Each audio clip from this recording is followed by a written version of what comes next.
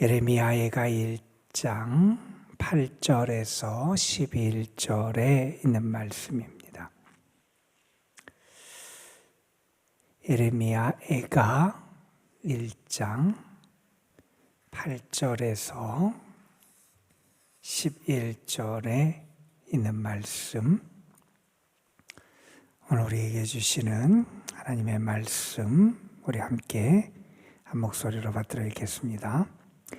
예루살렘이 그 범죄함으로 도소소리가 되었으니 전에 그에게 영광을 돌리던 모든 사람이 그의 벗었음을 보고 업신여김이요 그는 단식하며 물러가는도다. 그의 더러운 것이 그의 옷깃에 묻어 있으나 그의 나중을 생각하지 아니하며 그러므로 놀랍도록 낮아져도 그를 위로할 자가 없도다. 여호와여, 원수가 스스로 큰 채하오니 나의 환난을 감찰하소서. 대적이 손을 펴서 그의 모든 보물들을 빼앗았나이다. 주께서 이방인들을 막아 주의 성에 들어오지 못하도록 명령하신 그 성소에 그들이 들어간 것을 예루살렘이 보았나이다. 그 모든 백성이 생명을 이으려고 보물로 먹을 것들을 바꾸었더니 지금도 탄식하며 양식을 구하나이다. 나는 비쳐나오니 여호와여, 나를 돌보시옵소서. 아멘. 한 시인의 시 가운데 비스듬히라고 하는 제목의 시가 있습니다. 이런 거예요. 우리 모든 생명은 다 비스듬하다는 거예요. 비스듬하니까 우리는 무언가에 기대지 않으면 제대로 설 수 없는 게 우리다 하는 그런 얘기를 합니다. 그런데 그 시에서 시인은 이렇게 얘기를 합니다.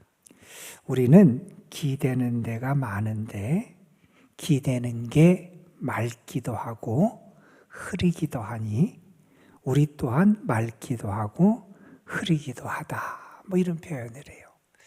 우리는 무언가에 기대어 살아가는 존재인데, 비스듬한 존재인데, 그런데 내가 기대는 것이 어떤 것이냐에 따라서 우리의 삶이 맑기도 하고 흐리기도 하다.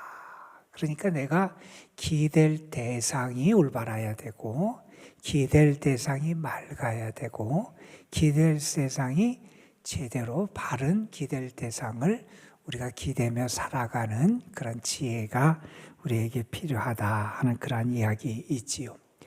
악을 의지하고 악한 세력을 기대어 사는 사람도 있고요. 우리가 참된 우리의 목자가 되시고 주인이 되시는 하나님을 의지하고 하나님께 기대어 살아가는 사람도 있다 하는 겁니다. 여러분은 무엇에 여러분의 삶이 더 가깝다고 생각을 하십니까? 우리가 지금 어제부터 예레미야 애가서를 읽고 있어요. 예레미야 애가는 특별히 유다 왕국이 바벨론에 의해서 멸망을 당하고 또 그 와중에서 예루살렘이 포위를 당하고 고통을 겪었던 그 참혹한 실상을 경험하고 또 나라가 망한 다음에 그 살던 모든 처전이 무너지고 또 포로로 끌려가고 하는 이러한 민족의 큰 불행과 비극을 보면서 가슴 아파하며 통곡하는 그러한 노래를 우리가 읽고 있는 겁니다. 특별히 어제 우리가 본 말씀에서도 1장 5절에 그런 얘기를 했습니다. 우리 그의 죄가 많음으로 그의 죄가 많다. 그러니까 이렇게 그들이 불행과 공고함을 당한 이유는 무슨 것이 하면 그들의 죄 때문이다 하는 그런 이야기를 하고 있습니다. 여러분, 우리는 잘 알아요. 진리가 아니라 하나님이 아니라 죄를 의지해 살아가는 순간, 죄에 거하는 순간 우리는 비극적인 결말을 맞이할 수밖에 없다는 걸 우리는 알아요. 하나님과 바른 관계를 맺고 살아가는 것, 하나님을 온전히 의지하고 살아가는 것, 거기에 우리의 삶의 행복과 불행의 그런 것이 좌우된다 하는 것을 우리는 잘 알게 됩니다. 하나님을 버리고 세상을 택한 사람이 있고 하나님을 버리고 죄악을 택하는 사람이 있어요. 그런데 그 사람들은 결국 불행한 결말을 맞이할 수밖에 없고, 또한 그들은 이 자기가 의지하는 것으로부터 결국 버림을 당하게 되는 그러한 처지에 놓이게 된다 하는 것을 우리가 어저께 함께 살펴봤습니다. 여러분, 우리는 분명히 믿습니다. 우리 하나님 품이 아니면 우리에게 참된 안식처도 없고 쉴 만한 자리, 쉴 만한 공간이 없음을 우리는 잘 알고 있습니다.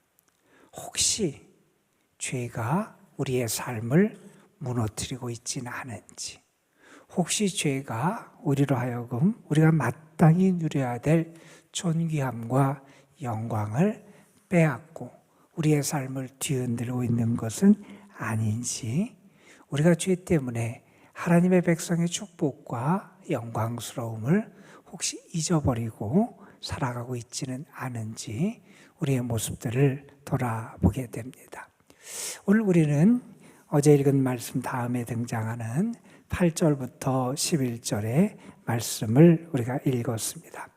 여기 보면 좀 더 구체적으로 왜 유다 왕국이 망할 수밖에 없었는지, 왜 예루살렘이 이렇게 파괴되고 불행을 맞이하게 되었는지를 우리에게 더 분명하게 언급해 줍니다.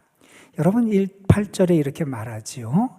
예루살렘이 크게 범죄함으로 조속거리가 되었다는 겁니다. 우리 예전 병어에서는 이 조속거리, 이 단어를 불결한 그러한 존재가 되었다, 불결한 사람이 되었다, 이렇게 표현을 했어요. 그러니까 그들의 죄 때문에, 하나님을 떠나고 죄를 범한 그러한 죄 때문에 그들이 불결한 존재가 되고요, 결국 버림받은 존재가 되고요, 이 세상에서 참된 안식처를 얻지 못하고 방황하며 거할 곳을 찾지 못하는 그러한 존재가 되고 말았다는 겁니다. 여러분, 물론 유다 왕국은 바벨론이라고 하는 강대국에 의해서 무너지게 됩니다. 예루살렘이 18개월 동안 포위를 당하게 됩니다. 바벨론 군대의 위용, 그들의 어떤 군사력의 힘 앞에서 무너졌지요. 그런데 이 에레미야 애가서 그리고 성경의 말씀은 우리에게 계속 강조합니다. 바벨론의 군대 때문에 유다 왕국이 망한 게 아니라는 거예요. 외적의 그 강한 군대, 그 세력 때문에 나라가 무너진 게 아니라는 거예요. 하나님의 백성들, 하나님의 택함 받은 그러한 나라, 그러한 백성이라고 하는 유다 왕국이 왜 무너졌느냐? 성경은 말합니다. 그들의 죄 때문이라는 거예요. 그들의 죄악 때문에 그들이 이렇게 멸망을 당하고 비극적인 상황과 현실을 마주하게 됐다는 겁니다. 여러분, 우리가 아는 것처럼 성경에서는 계속 이러한 이스라엘 백성들의 죄악을 우리에게 고발합니다. 하나님과 언약을 맺은 언약 백성인데 하나님은 그들을 향해서 하나님의 언약을 신실하게 지켜가시는데 그들이 하나님의 언약을 저버리더라는 거예요. 하나님을 섬기고 하나님을 사랑하고 하나님의 말씀에 순종하고 하나님의 뜻을 따라 살기를 결단했던 그 언약, 그 계약을 그들이 파기해 버렸다는 거예요. 우리가 아는 것처럼 계속해서 우상 숭배의 유혹을 떨쳐버리지 못하고 우상을 섬기고 이방 신들을 섬기는 그러한 죄악을 범했던 것도 우리가 잘 압니다. 여러분, 우리가 우리가 에레미야가 바로 앞에 있는 에레미야서에서도 에레미야가 계속해서 안타까워 탄식하며 했던 얘기가 있잖아요. 하나님을 의지해야 되는데 어려울 때 믿음의 사람들이라고 하는 이스라엘 백성들, 유다 백성들이 무엇을 의지하느냐? 강대국을 더 의지하더라는 거예요. 세상 사람들과 똑같은 눈, 똑같은 방식, 똑같은 그러한 모습으로 그들이 위기를 대하더라는 거예요. 강대국, 물론 그들의 힘, 그들의 군사력 대단해 보이죠. 그들이 나를 도와주면 내가 살 것처럼 여겨지기도 합니다. 그래서 나중에 그렇잖아요. 계속 이 바벨론의 위협 앞에서 유다 왕국이 그 애굽, 이집트의 도움을 얻어서 그것을 극복해 보려고 시도를 하고, 하나님이 아니라 이방 세력을 의지하고, 이 외교적인 관계를 통해서 그들이 위기에서 벗어날 줄 알고 하나님을 바라보지 못하는 그들의 이러한 모습들, 이게 그 이러한 죄악 때문에 결국 그들이 나라가 망하고 예루살렘이 짓밟히고 하나님의 성전이 무너지고 그들이 포로로 끌려가는 그러한 불행을 맛보게 되었다는 겁니다. 여러분, 여기 말씀처럼 죄악은 우리를 조속거리가 되게 합니다. 죄악은 우리를 존귀하게 만드는 게 아니라 우리를 조속거리가 되게 한다는 거예요. 여러분, 그 다음에 보세요. 전에 그에게 영광을 돌리던 모든 사람이, 이전에 유다 왕국을 보면서 그들을 칭찬하고 그들이 대단하다고 하고 그들에게 영광을 올리던 그 사람들이 그의 벗었음을 보고 업신여긴다. 지금 이렇게 다 망하고 처참하게 찢기고 벗겨진 그들의 모습을 보면서 조롱 비웃더라 하는 겁니다. 이게 죄의 결과라는 거예요. 여러분, 우리는 죄를 결코 가볍게 여겨서는 안 돼요. 마귀가 우리를 유혹하는 것 가운데 그렇게 얘기한대잖아요. 이거 하나는 괜찮아. 이 정도는 괜찮아. 자꾸 우리를 타협시키려고 그런다는 거예요.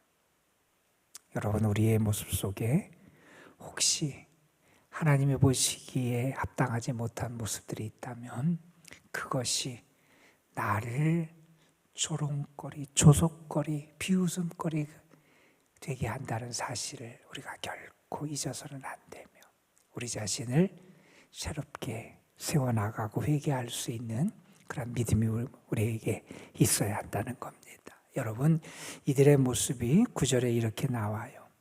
그들이 더러운 것이 그 옷깃에 묻어 있어요. 결국 그것 때문에 결국 불행한 결과가 올 거고 치욕을 당할 거예요. 부끄러움을 당할 거예요. 여러분 한번 생각해 보세요. 여러분이 만약에 하얀 옷을 입고 밖에 나가려고 그러는데 거기에 뭔가가 잔뜩 더러운 게 묻어 있어요. 그것을 입고 밖으로 나간다고 생각해 보세요.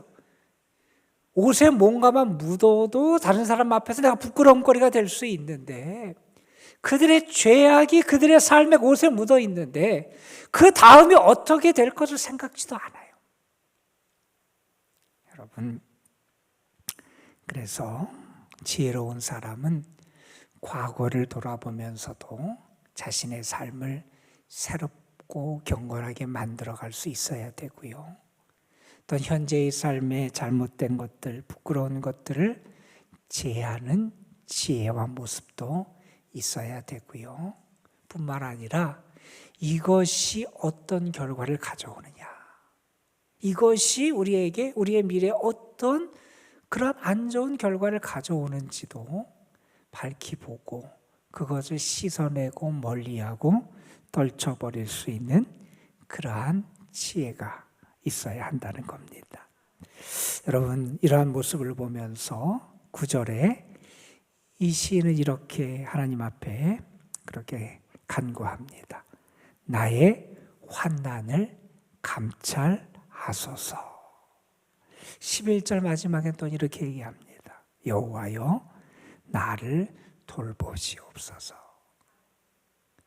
사실 물론 이 시인도 유다 공동체에 속한 하나님의 백성에 속한 일원이지만 이 민족의 아픔과 불행, 그 죄악을 보면서 자신의 죄악, 자신의 부끄러움, 자신의 그런 어려움으로 느끼며 하나님의 은혜를 구하고 있습니다. 하나님, 나의 환난을 감찰해 주옵소서. 하나님, 우리의 연약함, 우리의 죄악된 모습, 우리가 당하는 고통과 아픔, 하나님 돌보아 주옵소서.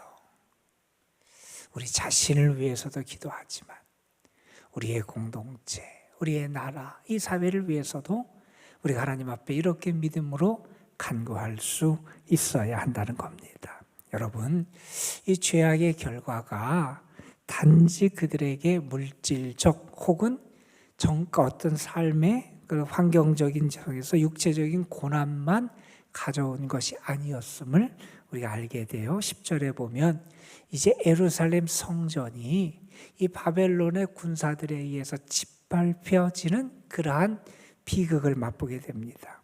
여러분, 이 예루살렘 성전은 아무나 들어갈 수 있는 데도 아니었어요.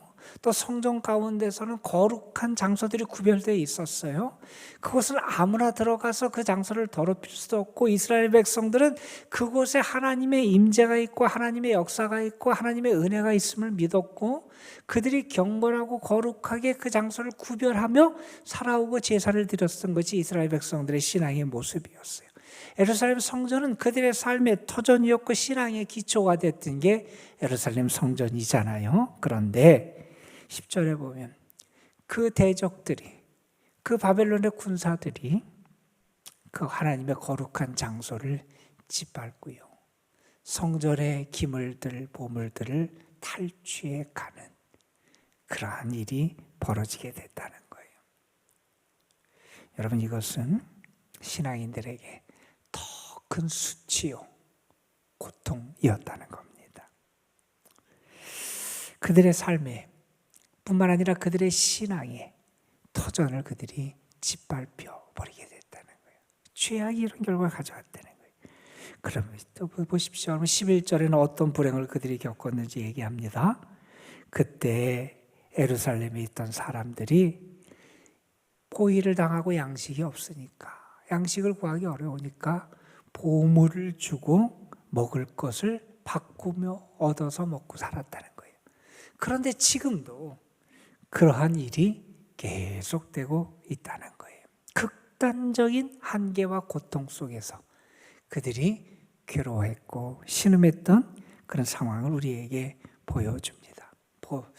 포위가 당하고 식량이 고갈되고 사람들이 먹을 것을 구하기 위해서 자기의 보물을 내어주고, 정말 비참한, 가장 비참하고 참혹한 모습을 그들이 겪게 됩니다. 그리고 말합니다.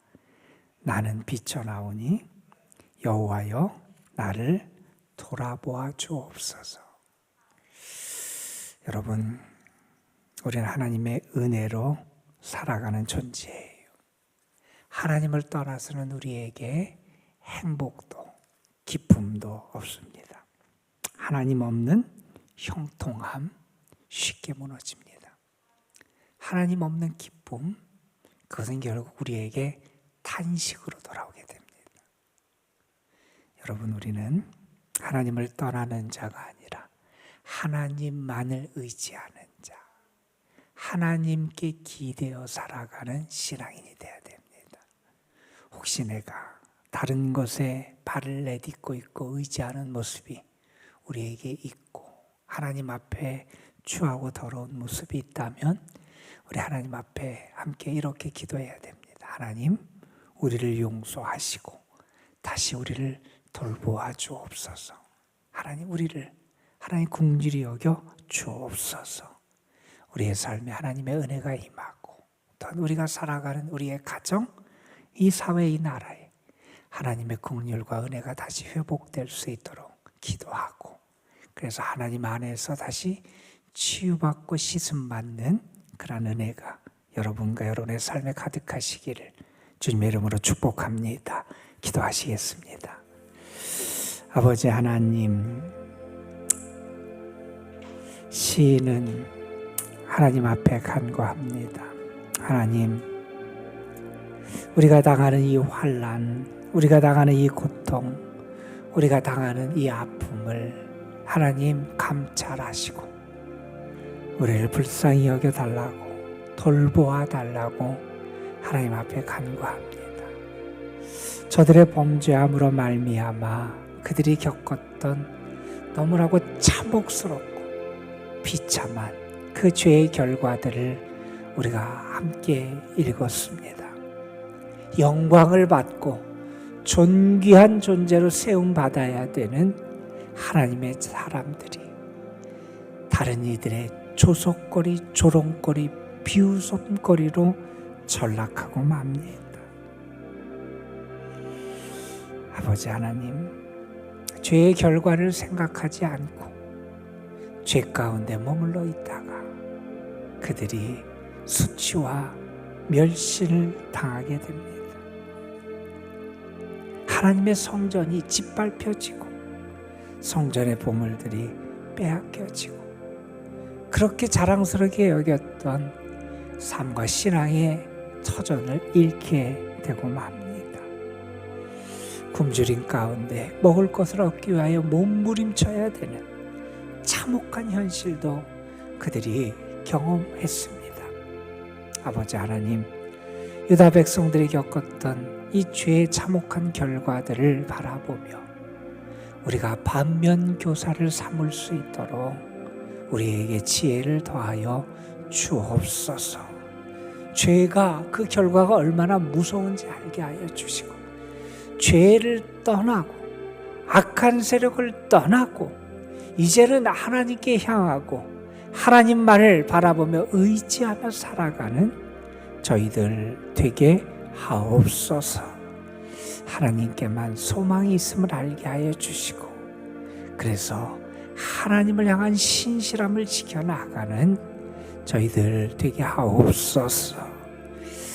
우리에게 예수 그리스도를 통하여 우리의 죄를 용서하시고 새로운 피조물이 될 수 있는 은혜의 길을 열어주신 하나님의 은혜를 온전히 누릴 수 있는 저희들 되게 하여 주옵시며 이제는 하나님을 떠난 형통, 하나님을 떠난 기쁨이 아니라 하나님 안에서의 참된 형통함, 하나님 안에서의 참된 기쁨을 누리며 살아가는 저희들 되게 하옵소서. 헛된 것, 헛된 결과를 가져오는 것을 바라보며 따라가는 자가 아니라 하나님만을 믿고 따르며 의지하며 넓은 세상길이 아니라 좁은 믿음의 길, 좁은 신실한 길, 좁은 하나님이 기뻐하시는 뜻을 따라 사는 길을 걸어가는 저희의 삶이 되게 하옵소서. 오늘도 사랑하는 성도들, 저들의 삶과 가정을 하나님께 의탁합니다. 주님 붙잡아 주시고 도와주시고 악으로부터 저들을 보호하시고 지켜 주옵시며 시험에 빠지지 않도록 굳건하게 저들을 붙잡아 주옵소서. 육신적인 연약함과 또한 질병 가운데 있는 이들도 있고 여러 가지 아픔과 문제 가운데 있는 이들도 있습니다. 신음하고 탄식하는 영혼들을 긍휼히 여기시고 위로하시고 찾아가시고 힘을 더하여 주옵시며 우리 연로하신 분들 오늘도 주님 안에서 참 평안을 누리게 하여 주옵소서. 이 시간 주님 앞에 나와서 기도합니다. 이 시간이 기쁨과 감사함의 시간이 되게 하여 주시고 우리의 영이 맑아지고 우리의 생각이 더 분명해지고 우리의 마음이 정돈되고 하나님의 말씀과 사랑으로 충만하게 채워지는 귀한 시간이 되게 하여 주옵소서. 주께서 우리와 함께 하시고 우리의 기도를 들으시고 응답하시고 역사하실 줄 믿사옵고 우리 구주 예수 그리스도의 이름으로 기도드리옵나이다. 아멘.